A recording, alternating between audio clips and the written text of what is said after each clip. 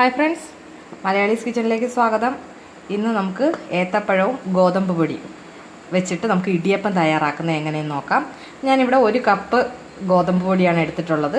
ഞാനിതൊന്ന് ആവിയിൽ വെച്ച് നമുക്ക് ഒരു 5 മിനിറ്റ് നന്നായിട്ട് സ്റ്റീം ചെയ്യണം, നന്നായിട്ട് ആവി കൊള്ളിക്കണം. അതിനായിട്ട് ഞാനിവിടെ ഒരു ആവി കൊടുക്കാനായിട്ട് ഞാൻ വാഴയില വെച്ചിട്ട് ജസ്റ്റ് അതിനകത്തോട്ട് വീറ്റ് ഫ്ലോർ നമ്മുടെ ഗോതമ്പ് പൊടി ഇട്ടിട്ടുണ്ട്. ഇത് നന്നായിട്ട് ആവി വരാനായിട്ട് ഒരു 5 മിനിറ്റ് നമുക്ക് അടച്ചു വെച്ച് വെയിറ്റ് ചെയ്യാം.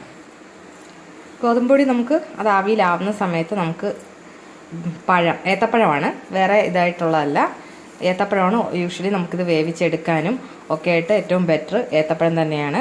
അപ്പോൾ ഏത്തപ്പഴം തന്നെ യൂസ് ചെയ്യുക.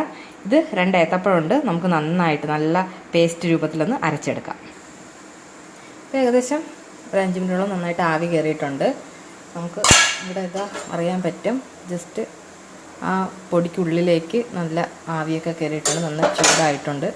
അപ്പം നമുക്കതറിയാൻ പറ്റും.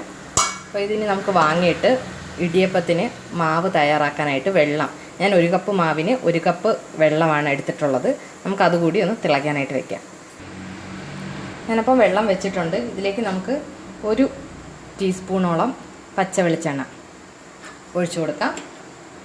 കൂട്ടത്തിൽ ഉപ്പും പിന്നെ പഴം ചേർത്തിട്ടുള്ള ഇടിയപ്പം ആയതുകൊണ്ട് തന്നെ നമുക്ക് കുറച്ച് ഷുഗർ കൂടി, പഞ്ചസാര കൂടി ചേർത്ത് കൊടുക്കുക. ഒരു 1/4 ടീസ്പൂണോളം പഞ്ചസാര, അതുപോലെ ഉപ്പും ടേസ്റ്റ് അനുസരിച്ച് ആവശ്യത്തിനനുസരിച്ച് നമുക്ക് ഉപ്പ് ചേർത്ത് കൊടുക്കാം.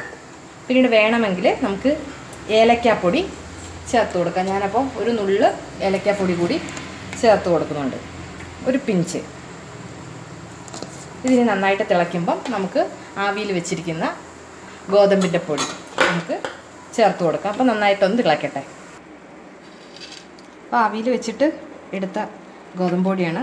നന്നായിട്ട് ആവി വന്നിട്ടുണ്ട്. അതിൻ്റെ ആവിയുടെ ആ ഒരു പുക ഇങ്ങനെ വന്നുകൊണ്ടിരിക്കുന്നു. ഇവിടെ ഞാൻ വെച്ചിരിക്കുന്ന വെള്ളവും നന്നായിട്ട് തിളച്ച് വന്നിട്ടുണ്ട്. നമുക്ക് അതിലേക്ക് കുറേശ്ശെ പൊടി ഇട്ട് കൊടുത്ത് നമുക്ക് യോജിപ്പിച്ചെടുക്കാം. നമുക്ക് ഫ്ലെയിം സ്റ്റൗവിൻ്റെ ഗ്യാസ് ഒന്ന് ലോ ഫ്ലെയിമിൽ ഇട്ടുകൊണ്ട് നമുക്കിതൊന്ന് യോജിപ്പിക്കാം. ഈ സമയത്ത് നമുക്ക് എടുത്തു വെച്ചിരിക്കുന്ന പഴം, നന്നായിട്ട് അരച്ച് വെച്ചിരിക്കുന്ന പഴത്തിൻ്റെ പേസ്റ്റ് കൂടി ചേർത്ത് കൊടുക്കുക. അത് ഇപ്പം ഞാൻ 2 ഏത്തപ്പഴം എടുത്തിട്ടുണ്ടായിരുന്നു. അത് ആവശ്യാനുസരണം ചേർക്കുക. കാര്യം നമുക്ക് ചേർത്തിട്ടുള്ള ആ ഒരു ഗോതമ്പിൻ്റെ പൊടിയുമായിട്ട് നന്നായിട്ട് ടൈറ്റായിട്ട് കിട്ടണം.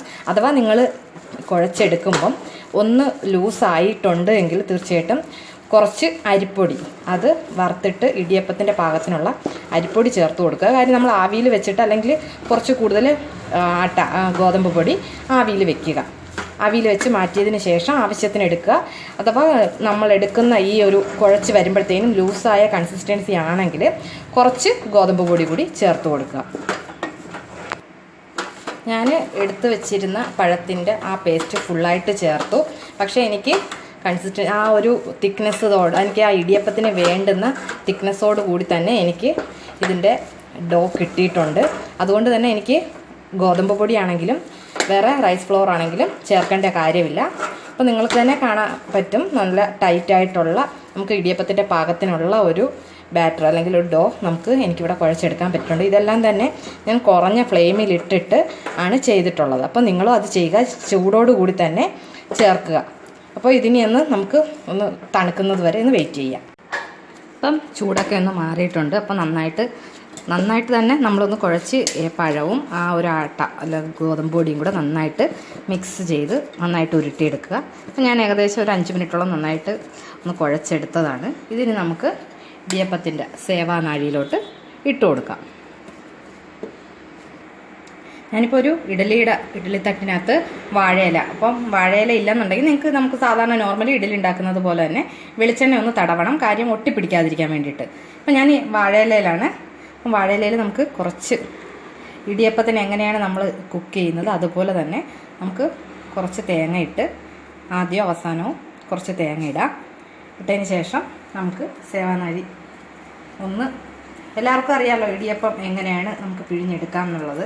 അപ്പോൾ അതുപോലെ നമുക്കൊന്ന് ജസ്റ്റ് പിഴിഞ്ഞെടുക്കുക. ആദ്യം നിങ്ങൾ ശ്രദ്ധിക്കുക, ഗോതമ്പ് പൊടി തീർച്ചയായിട്ടും അതൊന്ന് നന്നായിട്ട് ആവിയിൽ കയറ്റി വെച്ചിട്ട് വേണം നമ്മൾ ഇതിന് വേണ്ടിയിട്ട് ഒന്ന് കുക്ക് ചെയ്യാൻ പോവുക.